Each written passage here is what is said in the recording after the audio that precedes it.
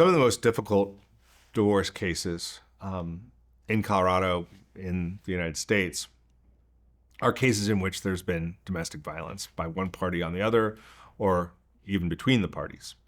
And this can have some effect on the divorce in Colorado. Regarding assets and debts and the division of the marital estate, the effect is usually small.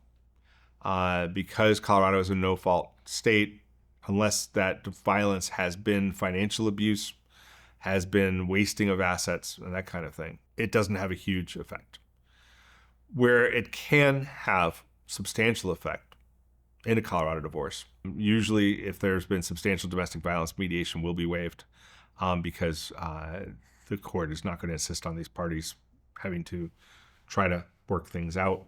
Putting a victim in a position with an abuser is not seen as an effective way of resolving the things that need to be resolved in the divorce. And in the allocation of parenting responsibilities, parenting time, decision-making in particular, the domestic violence can have substantial effect.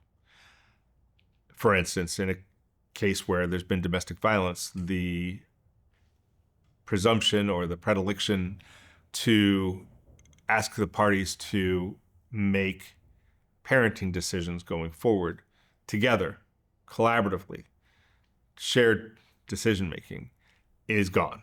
Presuming in this discussion that the violence was not perpetrated in front of or against the children, it may not affect parenting time. If the children were not affected by it and the children still have a close relationship with both the committer of the violence and the victim of the violence, the parenting time might still be equitable between the parties.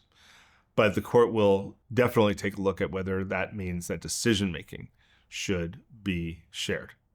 So that's another way that the violence would have a major effect on how the case is decided and how the case is adjudicated.